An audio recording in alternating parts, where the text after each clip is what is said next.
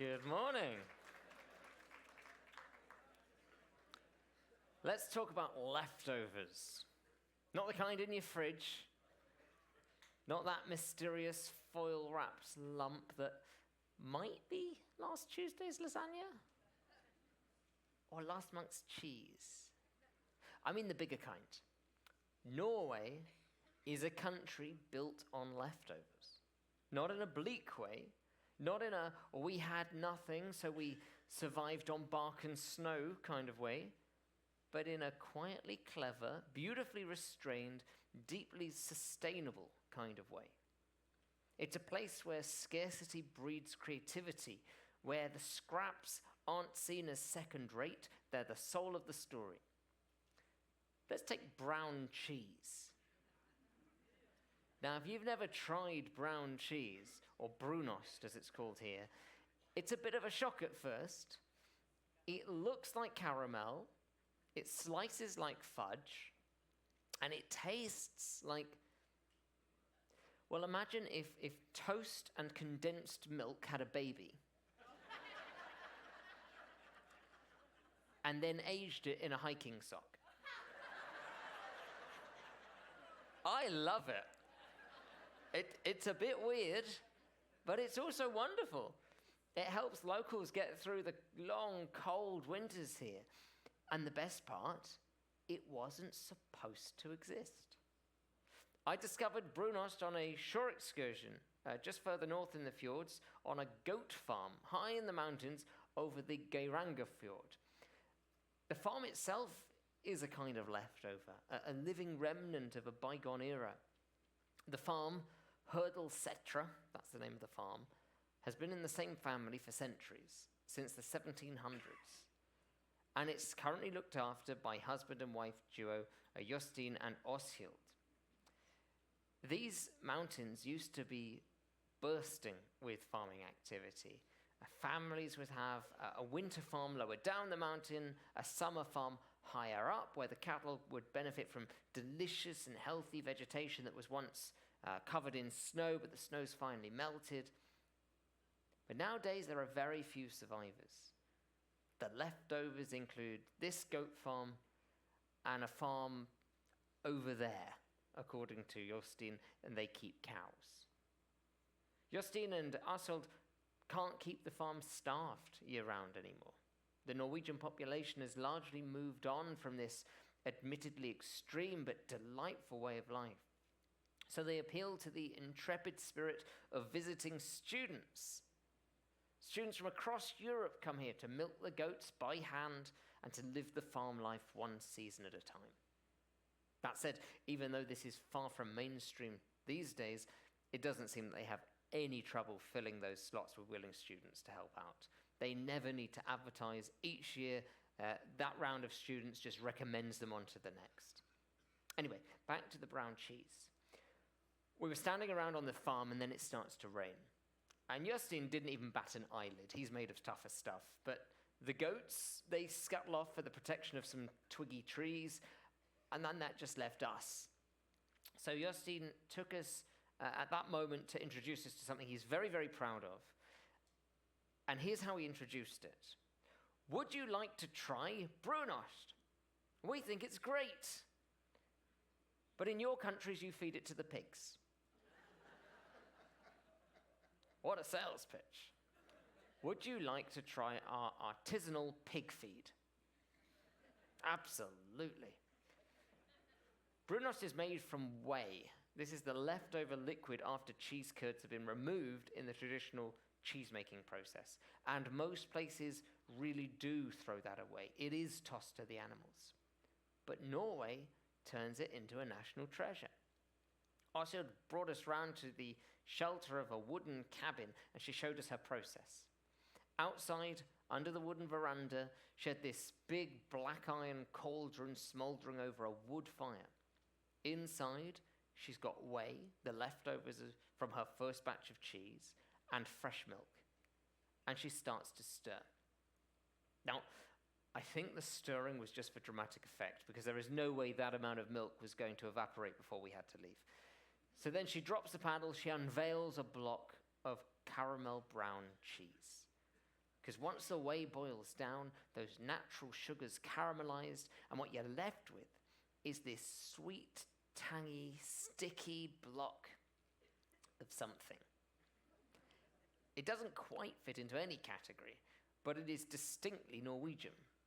It's the flavor of thrift, of care, of not wasting what others discard. And the locals love it. Eidfjord sells 4-kilogram slabs of these golden bricks to her neighbors for Christmas. And daily, they'll go out into the garden shed and they'll slice off that day's ration of delicious, salty, sweet brown cheese. They don't need to pay for refrigerators in the winter here. It's cold enough to just use the shed. Waste not, want not. That spirit runs deep here. And it's not just in the cheese. It's in the cabins, the lunches, the silence.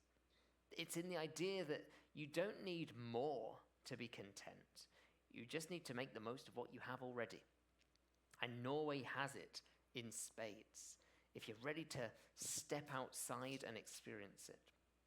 And there's even a word for that. They have a word for that.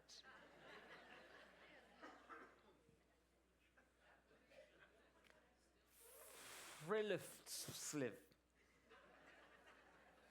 It translates roughly as open-air living, but really it's more than that. It's a mindset. It's a lifestyle. It's a quiet rebellion against busyness. It's the decision to step outside even when it's raining, even when it's cold.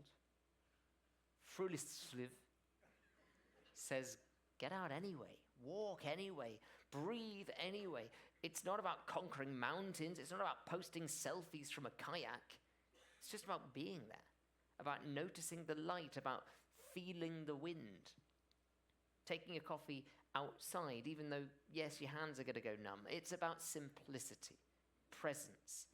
And again, it's just about making something of what's already there. And you see it everywhere in Norway. You see it in their matpack. It's their humble packed lunch, wrapped up in a greaseproof paper. Usually it's just a few slices of bread, some brunost or some salami, maybe a cucumber if someone's feeling a bit wild. There's no microwave, there's no menu, just a tradition, a routine, the quiet love of whoever that person was that made it for you. You see it in the cabins, the hytta. Norwegians disappear here for weekends, sometimes without electricity, without plumbing, just to be in the woods. There are no emails, there's no news, just the crackle of the fire, the hiss of a kettle, maybe a board game with some missing pieces. Luxury. Nah, not by any modern standard, but meaning, connection, off the charts. You hear it in the language here too. There is no word in Norwegian for please in the way that in English we use it. That doesn't mean that they're rude. It means that politeness is baked into the tone. It's not bolted on at the end.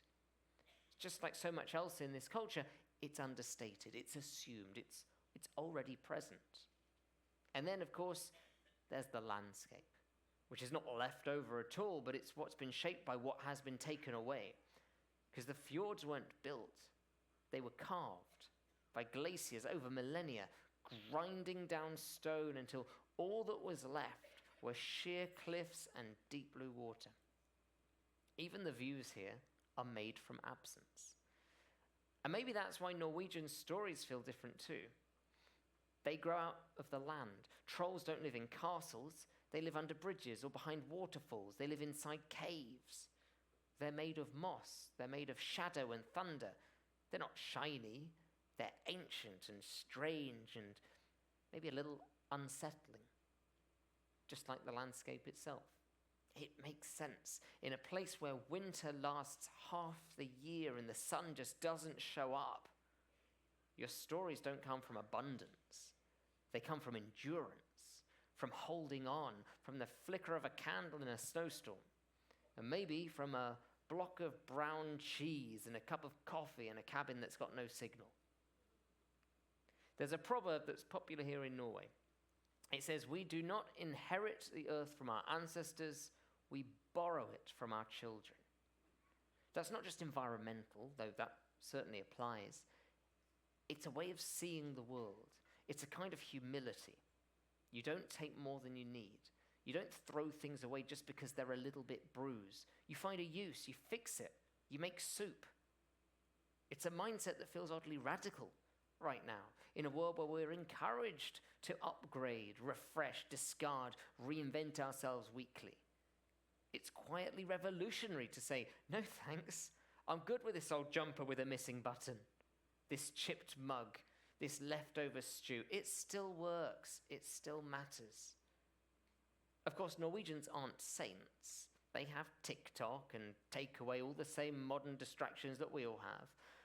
But underneath it all, beneath the tech and the trends and the brand name ski jackets, there's still this thread of restraint, of care, of living small in a way that actually makes life feel bigger. And I think that's worth noticing, because leftovers get a bad reputation. The word suggests something inferior, something accidental, something sad and slightly wilted, maybe stuck at the back of the fridge. But here in Norway, they're brunost, they're traditions, they're a lifestyle that turns scarcity into sufficiency, routine into ritual.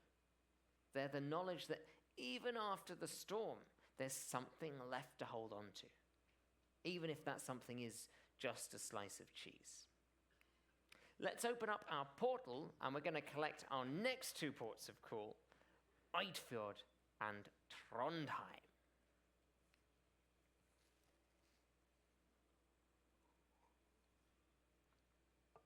So gorgeous. Eidfjord is a small village set at the innermost end of the Hardangerfjord, and it is surrounded by these steep mountains, deep valleys. It's part of the Hardangervidda region. It's an area that's known for these dramatic landscapes. Long human history as well, dating back to the Stone Age settlements. And today, Eidfjord is this peaceful community that blends traditional farming culture with tourism, especially during the summer cruise season, which we're just about kicking off when we arrive. The village, as you can see, because you can see all of it there, is compact, it's quiet, it's got a very strong connection with nature and that slower pace of life. I wanted to show you this picture instead of the ship tied up along that berth, because I think it gives you a better indication of what the place looks like, and you know what a gangway looks like by now. We'll probably be going off from A deck onto the, this is the pier. That is the whole town. What a place to live. Amazing.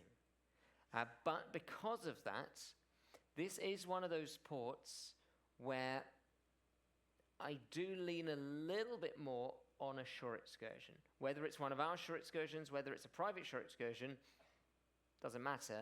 But if you want to get out from the town, you're going to need some way of getting there. And a town of this size doesn't have enough taxis for everyone. And so just keep that in mind with Eidfjord for getting out and about. Have a look on a map. So we're there where the ship is, and that box is, anything within that box is within 2 minutes of the ship. Now the rest of the town, this journey over here, all this long way away, all of that is within 10 minutes of the ship. So the whole town is within a 10-minute walk. Okay, if you want to step inside a Viking longhouse and have an opportunity to go face-to-face with the past, this is the place to do it. Because at Hardanger, you're not just looking at history, you get to hold it. You get to throw it in the form of axes. You get to try it on for size. This is a place that's run by a husband and wife team. They've got serious passion, a good sense of humor as well. It's a very hands-on museum. So you really get to explore the Viking way of life in a way that's anything but dusty. You can ask questions, you can try on the gear, you can learn through stories, a bit of play. It's pretty small, it's intimate, it's personal, and it's a really fun way if you want to understand Norway's roots in a way that sticks. Or you could hop on board the troll train. I think it's probably not driven by a troll. You never know. This is fun. It's easy. It's a cheerful way to see Eidfjord. What you'll do, you'll wind your way through the village and the surrounding scenery in this little open-sided train. It has a narration. It's got plenty of photo stops. It's really not that fast, but that's the point of it. You are very relaxed. You get to sit back, take in the fjord views, wave at the goats. Love goats. Enjoy the landscape without climbing hills, without checking your map. It's especially great either if you're short on time or you've got limited mobility. You just want to enjoy the view, bit of charm, bit of a local character. This is your easiest way. They don't have enough seats for everyone. Now, Eidfjord has two churches. The Eidfjord Gamle Kirke is a small stone church built in 1309. It makes it one of the oldest buildings in the region. Tucked among trees near the fjord, it's got a small graveyard there as well. It feels like stepping into a quiet pocket of history. Whitewashed walls, a wooden roof. Inside it's got this simple interior with centuries of stories. Worn pews, a modest altar, hand-painted details. The church is still used for special occasions, for summer services. Now, when we're in, I don't think we're going to be able to go inside because we're on a Friday. But you can still go right up to the site and have a good walk around the outside. It is worth taking a moment here. It's not grand, but it's full of soul. It leaves a real lasting impression. And the modern church is just up the road. It's not quite as atmospheric. Anyway, let's move on to the next slide. You go hiking. Eidfjord offers several stunning viewpoints where you can just take in the fjord, you can take in the village, the cruise ship dock below, and it's just a short walk from the port. Elevated trails, you've got roadside vantage points as well, and they just reveal these sweeping views of the water framed by steep mountain walls. Perfect places for photos, or just for a quiet pause. And you'll spot waterfalls in the distance, you'll see the goats in the field. I love goats. Reflections on the fjord's surface. And the perspective from above, it's just amazing because it puts the scale of nature into proportion. Our ship looks tiny when you look at it in this vast landscape. It's a humbling and beautiful sight. And even if you're not going hiking, if you're going in a taxi or on one of our tours on the buses, you will wind up some of these mountainsides, and every time you do a hairpin turn, assuming your vehicle doesn't fall over the edge, you're going to get this amazing view back. So keep your cameras primed. Now this is one of the most famous. Voringsfossen, one of Norway's most spectacular waterfalls. It drops 182 meters into this rugged canyon. You will get wet if you go there. You step onto they've made this new pedestrian bridge. It's suspended right over the falls. You feel the spray. You hear the roar. It's such a phenomenal highlight. It's very difficult to explain. You will feel cold. You will be wet. You will be whipped around the face, and you won't mind at all. It's about 20 minutes from the port. You will need some transport to get there. If you can join an organized excursion, that is your easiest option.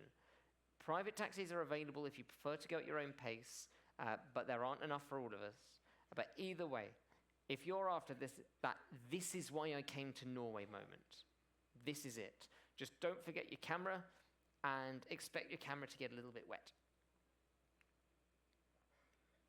This is very interesting. The Norsk Natursenter Hardanger, the nature center.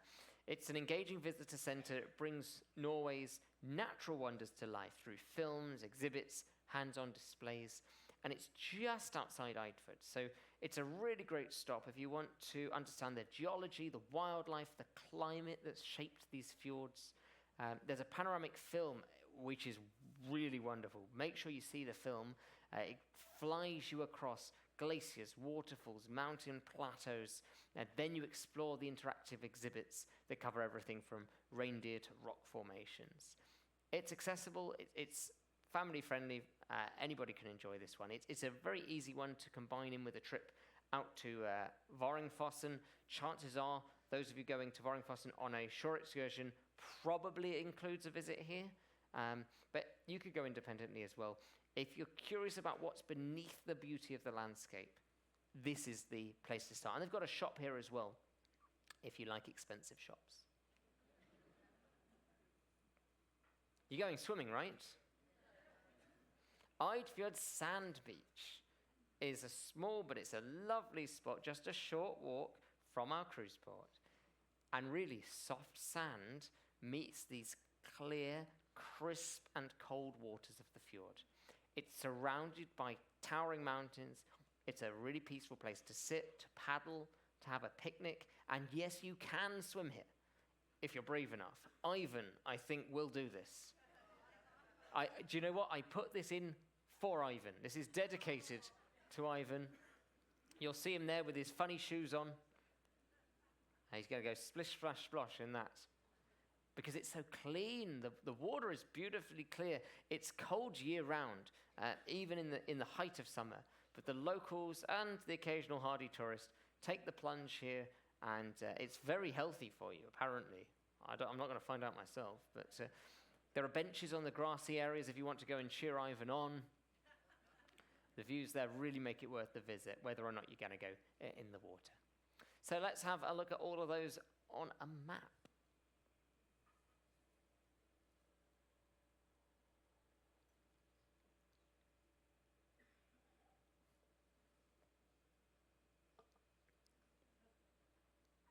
Alrighty, let's move on now to Trondheim. So Trondheim is one of Norway's oldest cities. It was the country's capital during the Viking Age. It's located at the mouth of the Trondheim's fjord, and it's been an important hub for trade, for religion, for education for a very, very long time. Today, it's known as a university town. It's got a large student population, which gives it a lively, practical feel, and the odd smell of marijuana. Did I say that? The city also has a centre for technology and innovation, particularly in marine research and renewable energy.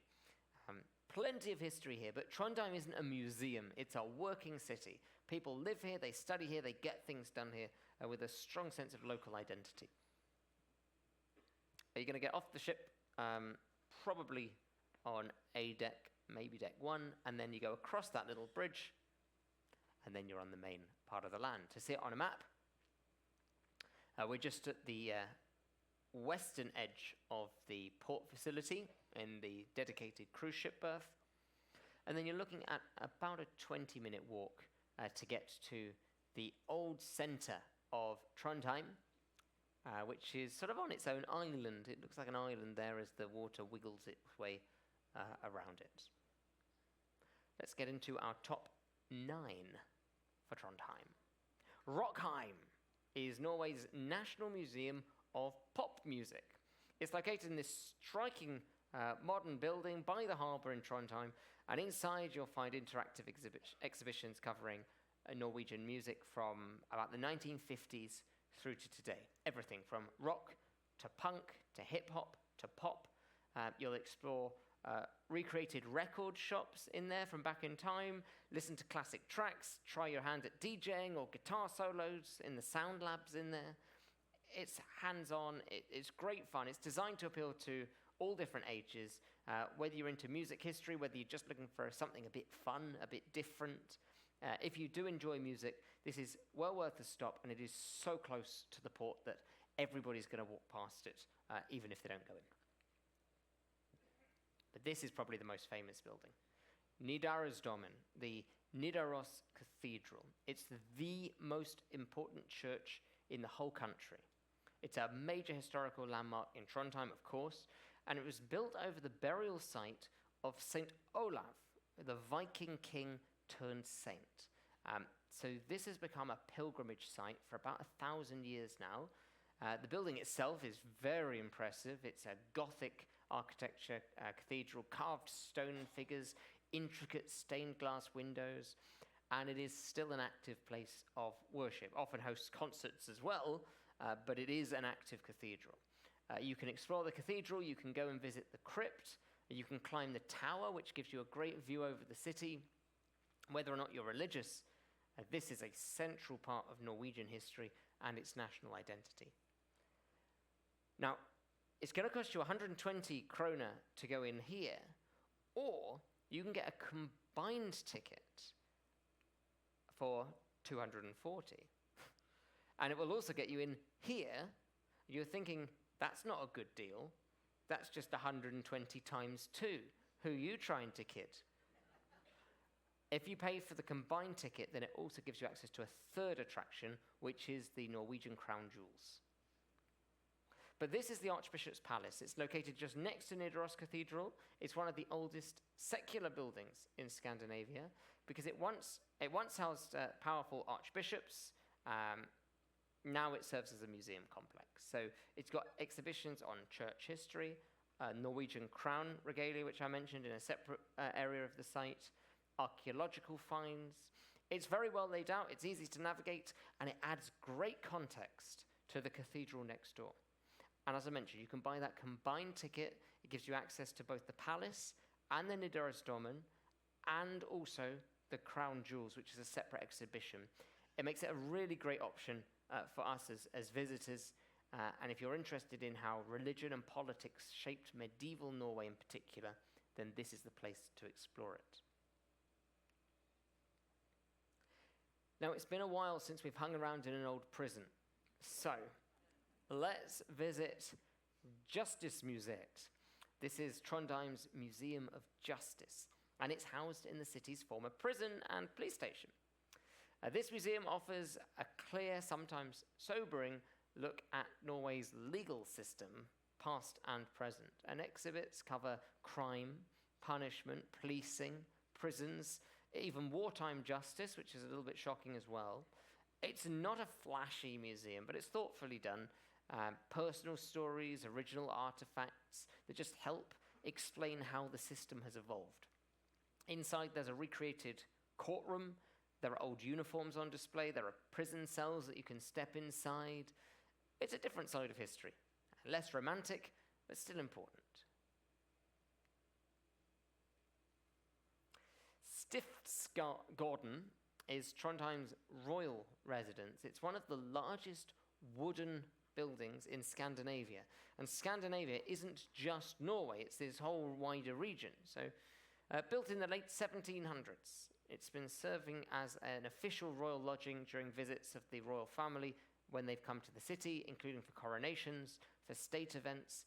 It's not currently open to the public, so you can't go inside, but it's well worth seeing from the outside. The building's yellow painted facade, its classical design stand out along the road called Munkegata, and that is just a short walk from the cathedral. So very easy to tie those things together as a bit of a walking tour. You'll often spot a royal guard on duty at the gate as well, even from the street. Stiftsgården gives a real sense of Norway's understated approach to monarchy. It's formal, but it's approachable. Gamle Burbro, literally Old Town Bridge, is one of Trondheim's most recognizable landmarks. This was originally built in 1681, and it links the city centre to the historic Bakklandet neighbourhood, which is just across the Nidelva River. It's got these striking red timber arches, which are known locally as the Gates of Happiness. Sounds nice, isn't it? The Gates of Happiness. And the bridge is pedestrian friendly. You go across great views of the colourful wharf buildings, which this place is known for along the river. Very popular spot for photos. Also a practical way to explore both sides of town without swimming. Whether you're walking over to a cafe in Blacklandet, you're heading back across the riverside for a stroll, just to see the bridge, either way, this is a key part of the city, and you can see the colourful buildings in the photo just behind it. They're some of the most famous sites of Trondheim. And once you're over there, one of the top reasons to cross the bridge is to visit Christiansand Fortress, which stands on a hill overlooking Trondheim, and it was built in the late 1600s after a devastating fire, and it was designed to protect the city from attack. And it did just that during a Swedish siege in 1718. Today, the fortress is open to the public, offers some of the best panoramic views of the city. You see the fjord, the surrounding hills, and you can walk around the grounds for free.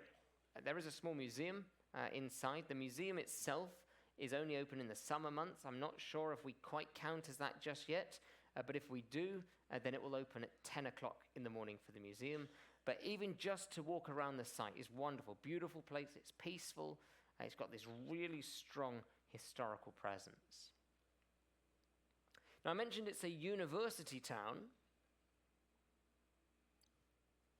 and this is the university's science museum.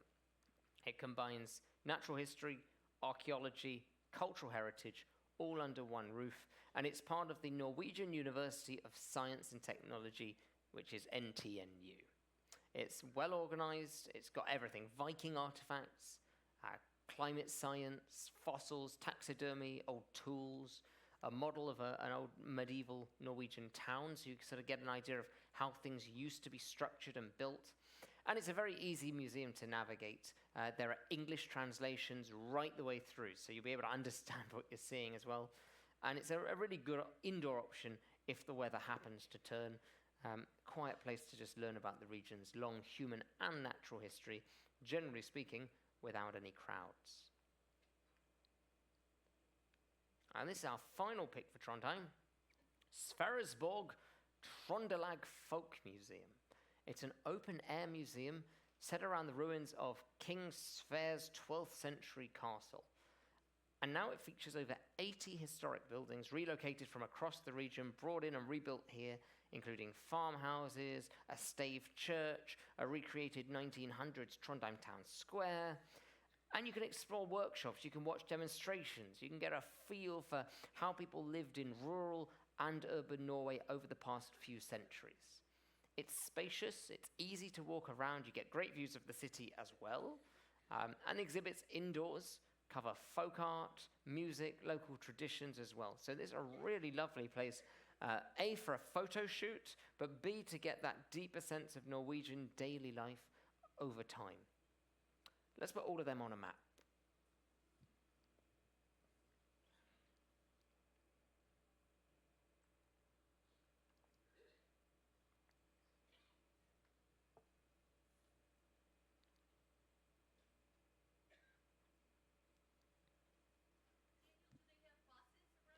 Do they have buses? They do have some local buses, yes.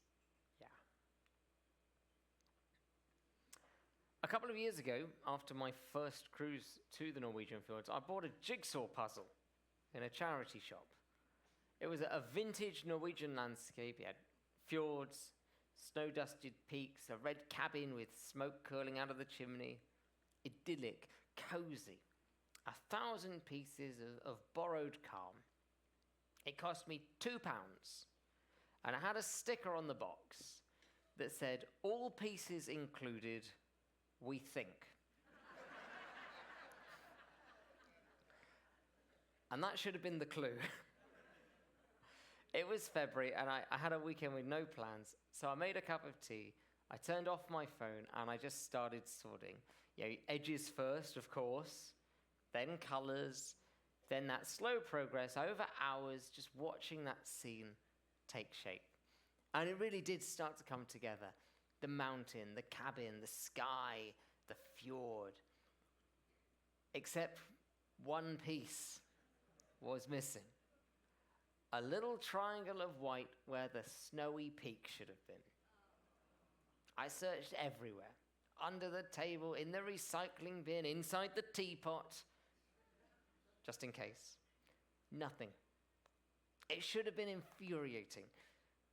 But it wasn't. There was something strangely perfect about that gap. The idea that a landscape as ancient and as unknowable as a fjord could refuse to be tidied up and boxed away.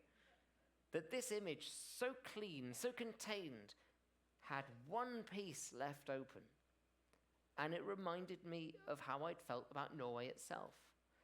Because in Norway, you learn to live with what's left, to appreciate the puzzle even if it's not perfect, to eat the cheese no one else wanted, to make stories out of cracks in the rocks, to find quiet joy in a lunchbox or a borrowed cabin or a drizzle-soaked walk through moss and silence. You learn that life doesn't have to be full to be complete. That one missing piece doesn't ruin the picture. It makes it real, because real life always has gaps. You don't get the full map, you get fragments, you get moments, you get leftovers. And if you're lucky, you learn how to love them. So maybe that's the heart of it.